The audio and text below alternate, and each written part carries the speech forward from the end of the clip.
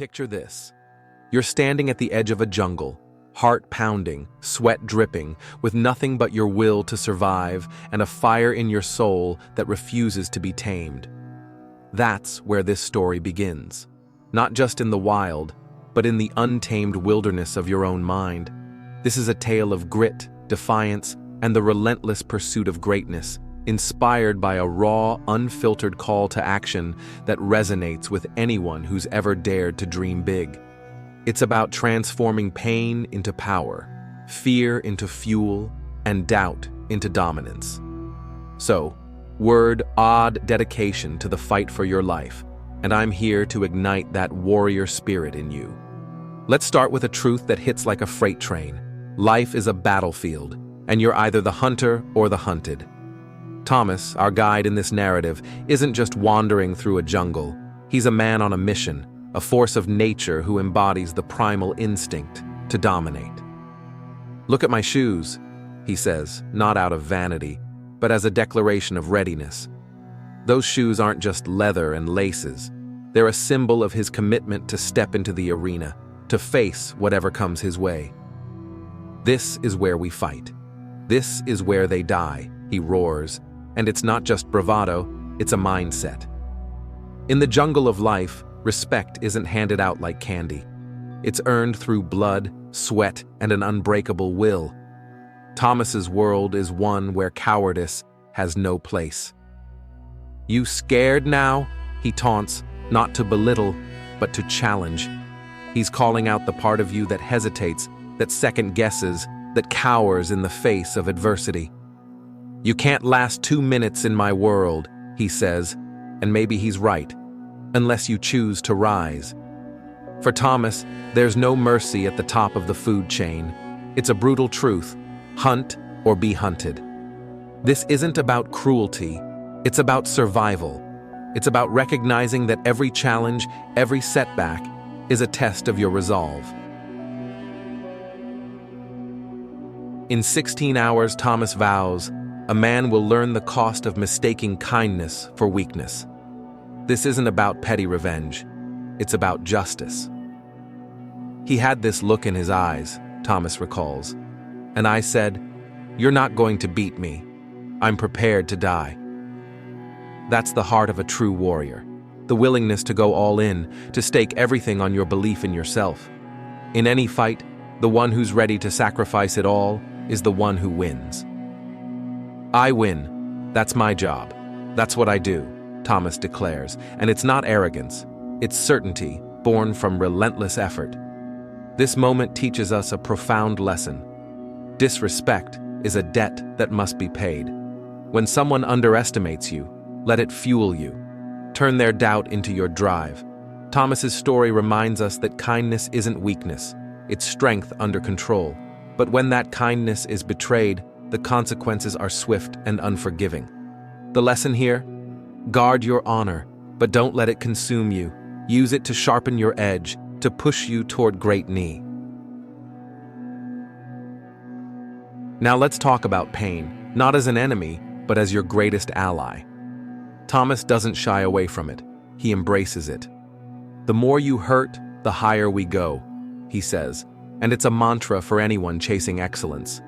Pain is the currency of progress. It's the raw, unfiltered truth of effort. "When I hurt, I love it," Thomas confesses. "It's the most real feeling you could ever have." Happiness can be fleeting. Tears can be crocodile tears, but pain is honest. It tells you you're alive, you're pushing, you're growing. Science backs this up. Testosterone, the hormone of drive, makes effort feel good.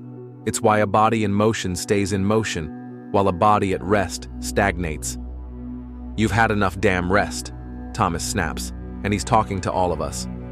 How many times have you hit snooze, skipped a workout, or let a dream slip because it was too hard? Thomas's answer is simple: get up. Squeeze every ounce of strength from your body. Negotiate with your limits, but never surrender to them. "Don't you give up on me, Brock," he urges, and you can feel the intensity in his words. You keep going. Never give up. Never in your life. This is the lesson of pain.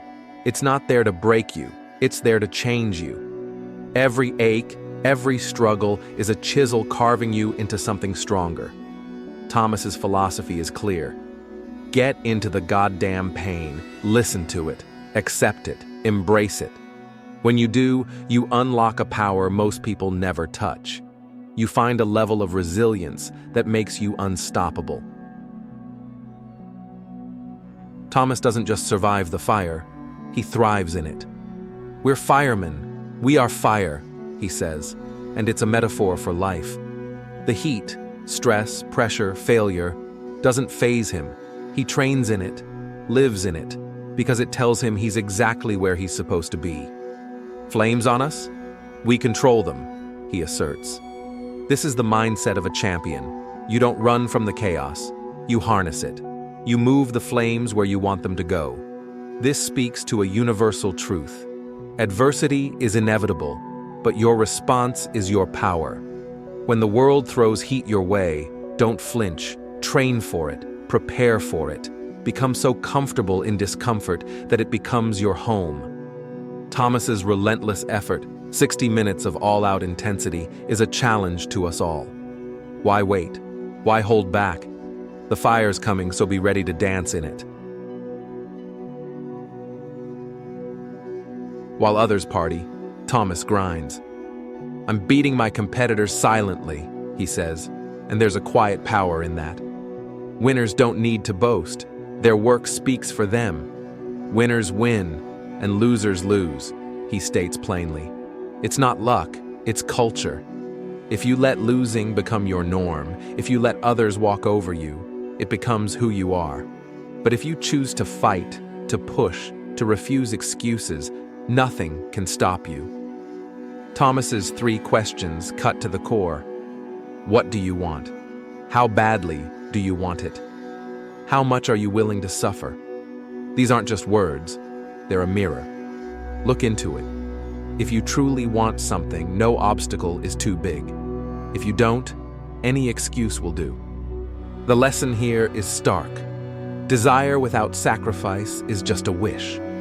To win, you must be willing to bleed for it. Here's where the story gets real. The true enemy isn't out there, it's inside you. The inner me, Thomas calls it, the voice that whispers, "You're not enough." To beat it, he had to stop caring about others' opinions. Everybody's up, he says. The only thing they've done better than you is hide their upworld. That's a revelation. The people judging you, they're just as flawed, just as human. Their opinions don't define you, only you do. This is a lesson for every American dreamer. Your worth isn't tied to what others think. In 3 generations, everyone who knew us will be dead, Thomas reminds us. So why let their judgments hold you back? Do it for you. You ain't make me, so you can't break me, he declares, and it's a battle cry for self-belief. When you stop seeking approval, you gain a power that's unshakable. Thomas is a monster, an absolute beast, but he's learned to control it.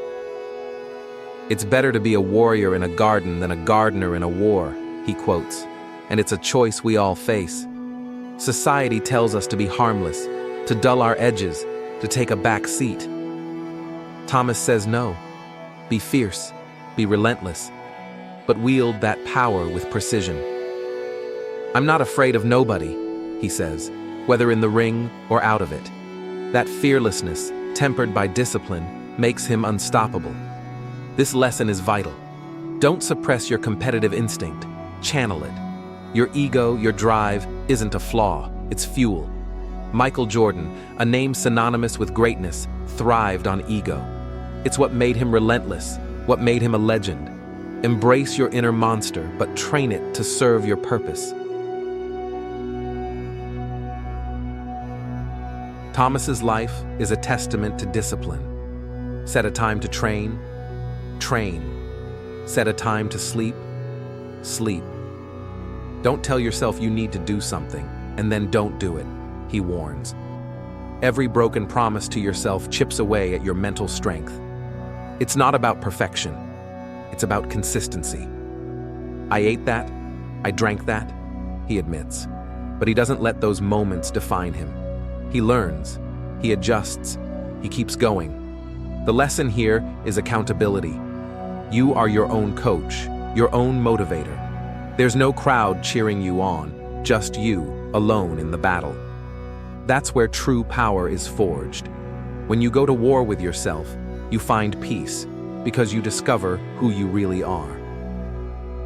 The other side of suffering is a whole another world, Thomas says, and he's right. It's a world of clarity, strength, and unshakable confidence.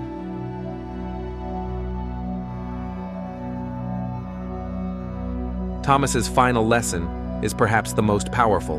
Own your story, flaws and all. I'm tired of lying about how good I'm not, he says. I'll tell you anything. There's strength in vulnerability, in putting your life on a billboard and saying, "Judge it." When you stop hiding, that weight lifts. You become free. This is a call to every American. Stop caring what others think. If you're not getting hated on, you ain't doing right, Thomas says. Success breeds jealousy, but that's their problem, not yours. If everybody doesn't hate you, you're not living up to your full potential, he adds, and it's a gut check. You get one shot at life. Grab it by the throat and make it yours.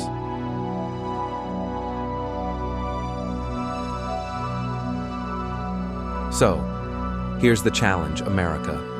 Unleash your inner warrior. Embrace the pain, control the fire, and silence the doubters with your work. Thomas's story isn't just a tale, it's a blueprint. It's a reminder that you're stronger than you know, braver than you feel, and capable of more than you've ever dreamed. Now, I want to hear from you. What's your battle? What's the pain you're embracing, the fire you're controlling? Drop a comment below and share your story. Let's inspire each other. If this hit home, share it with someone who needs to hear it. Spread the fire, and if you're ready to go all in, follow this channel for more raw, unfiltered motivation to fuel your journey. Subscribe, hit that bell, and let's keep pushing to the top of the food chain together. Because in this life, you either hunt or you're hunted. Which one are you?